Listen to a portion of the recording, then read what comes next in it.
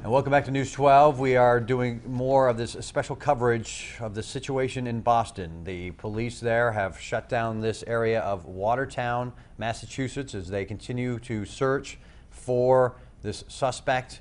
One suspect left, Dzhokhar Tsarnaev, 19 years old. His brother had been killed earlier this morning in a shootout with police. Now police have shut down. They've asked, in fact, the entire city of Boston, every resident, to stay off the streets, stay home, lock your doors, as they continue to try to bring this second suspect to justice. We have a guest here, Patrick Brosnan, on set, retired NYPD detective. You own Brosnan Risk Consultants. You in Rockland, and well, obviously work around the entire tri-state area. Yes. Tell us, as someone who has been involved in situations perhaps not exactly like this, but similar, what is going through your mind right now? Well, a couple of things, Scott. First of all, I have been involved in not dissimilar situations in terms of very serious manhunts. Yeah. We had six cops shot in the Bronx in the late 80s, Larry Davis. Tell me about the decision process for investigators or a SWAT team in a situation like this, where you clearly want this guy alive, because this is not just a standard robbery where he's just going for money. There's an ideology at stake, and we don't know exactly what it is at this point. There's so much value in understanding the motivation here, and yet you don't want any more lives lost. Tell me about what that would be like to try to get this guy, knowing that you want him so bad. You've already, unfortunately, his brother's already dead. Right. He's your last chance to get some Perhaps the last. We don't know. But the last that we know of. Yes, the last that we know of. This is a very, very unique and extraordinarily difficult balancing act for law enforcement. Frankly, after 9/11, a lot of us thought that this was only a matter of time. It's a little bit surprising to me that it took 12 years. Now, of course, the Times Square bombing would have been a very similar situation, and thankfully that one was foiled. Absolutely. Are you a little bit surprised that it's taken this long for something like this? Because it's just two, as far as we know now, two guys with the internet and a pressure cooker and a little bit of black powder and some nails is all it took. I wonder if you could take us into the decision-making process prior to this. I was in Boston on Wednesday when we thought perhaps for a minute that there was a suspect at the time, and it appears from what we know now that there was two suspects. They almost certainly had this video. It came down to, did they want to release the video? Can you talk about what that decision-making process is like? Because in my experience with police, they don't release video unless they have to, because they'd rather go get him themselves. They'd rather make sure that they don't know, we know where you are. Right. But in this case, they clearly didn't know exactly, they knew what they looked like, but they didn't know who they were. Can you talk about the decision-making process? Why did they release the video, and what were they hoping to accomplish? Because it appears that it worked. Well, excruciating decision. I felt their pain. I understood what was known to be factual and open source info. The reality is, they had no forensic evidence, as it turns out. I wonder if we have that picture of the scene, if we can go back to that one that we had earlier today. I don't know if you've seen this picture, but it's the, you talk about smoking guns, and it's the picture of the little boy. Dzhokhar having the backpack on the ground. There it is right there. So you see there's Dzhokhar up upper right, there's him with the white backwards hat. There's the backpack on the ground, and there's 8-year-old Martin Richard in the blue. And it just brings home, so how often do you get to see a moment captured? It was just, apparently what I understand, just a few seconds after this, not long after this picture was taken, and this is actually a captured video. Wow. When that explosion went off. I did not see that. That's an extraordinary and a haunting frame. Once you down, they obviously had a good spot. That was right near the finish line. That's where you would want to go to see your friend or whoever it is running through the race. And so once you get they got a great spot right there. You're not going to move. You're going to wait there and clap and cheer on whoever it is that are going by. And little do you know that there is a murderer behind you. Exactly right. With his weapon on the ground next to you. Apparently, he tweeted 12 times since the explosion. A couple of tweets we have here for you. Quote, "Ain't no love in the heart of the city. Stay safe, people." These are personal tweets reportedly by Dzhokhar Tsarnaev. Another one, it's hard to even describe. It says, "God hates dead people or victims of tragedy. LOL. Those people are cooked." It would be important to note, though, that while you have heightened security, you are not aware of any known threats to New York at this time. That is correct. That is standard protocol when something like this happens. All law enforcement mobilize, information is shared. He's clearly trying to send the message that it's business as usual in his world. It's just extraordinary to see this. So then I say, I don't know if we have to go back. Relax, bro. My beard is not loaded. So, it's just hard to, if we can scroll, it just keeps going down. Now, we're actually going backwards in time. So each one we read is older than the one before. Right. This one is a conversation that was apparently had between someone, the real Abdul. I've been looking for those. There is a shortage on the black market. If you want to make a quick buck, enough said. Don't know what that. Can we click on what that view conversation? Can we get the? There we go. Click on that and let's see what the rest of that is, if it's available. There were some retweets and favorites, so it looks like there was no replies to that. Oh, he's referring to apparently an associate of the bomber had something that he wanted, and then someone named Eric chimes in and says, "Don't start a witch hunt." I see. So apparently that's what they're referring to. It says, "I hope at New York FBI kicks in and does the obvious and gets the Boston bombers." So these are all. This is a conversation. Yeah, this is a conversation that was an offshoot of one of Jahar's. Either he was a part of the conversation or he started it. And he's also saying here that there are people that know the truth but stay silent, and there are people that speak the truth but we don't hear them because they're the minority. Yeah.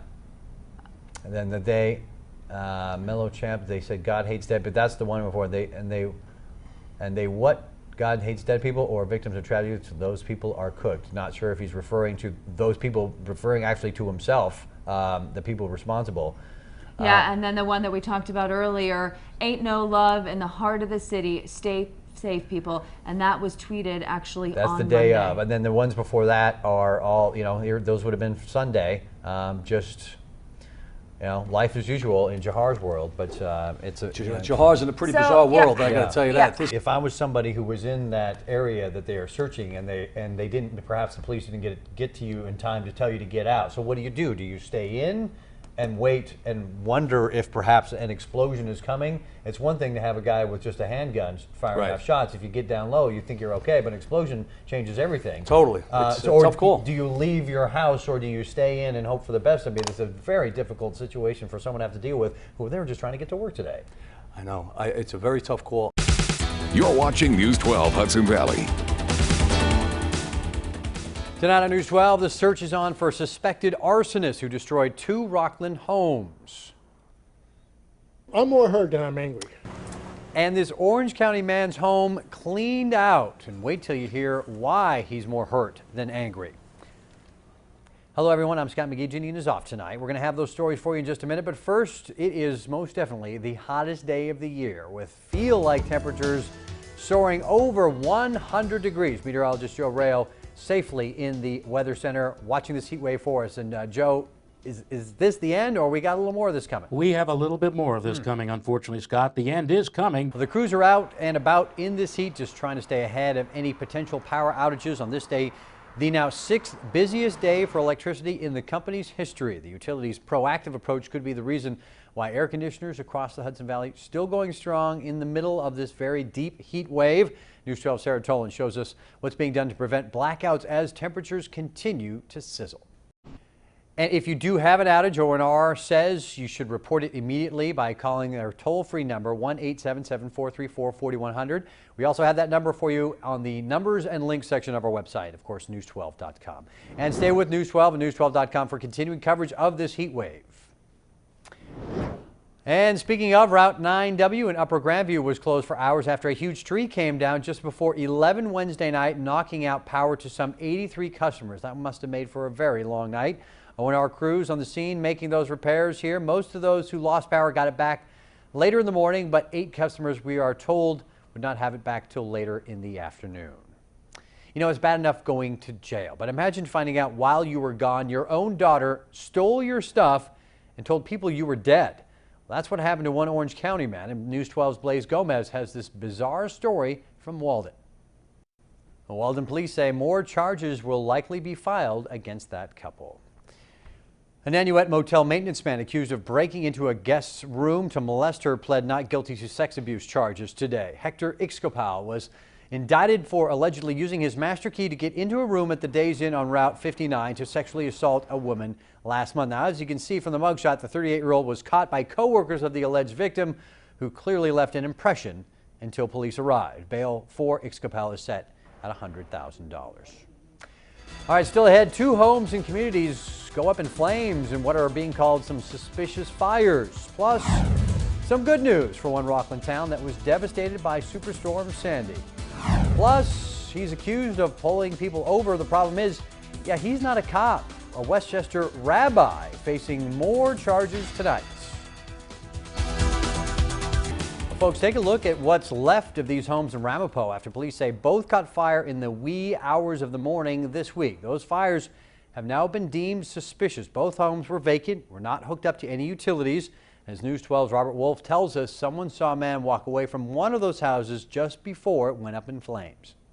Well, the Ramapo Police Department is asking if anyone saw anything at either of those fire locations, please give them a call. You can find that number on our website, news12.com.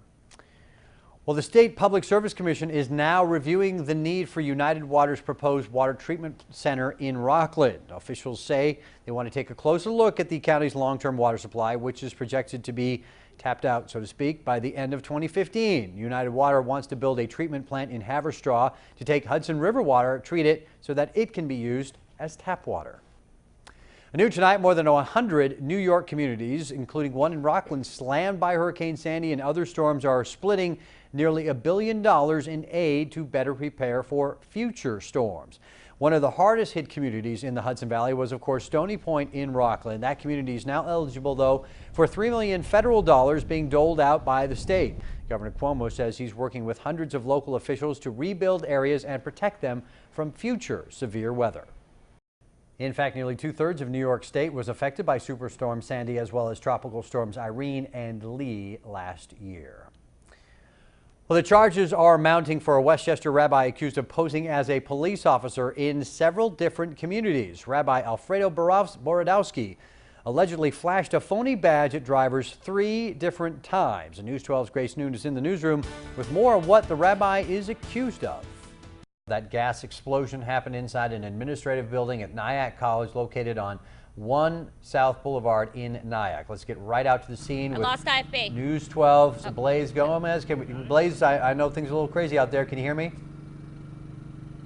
Can you give us an update? I can hear you now. I lost you guys for a second. Give me an update real quick, Blaze.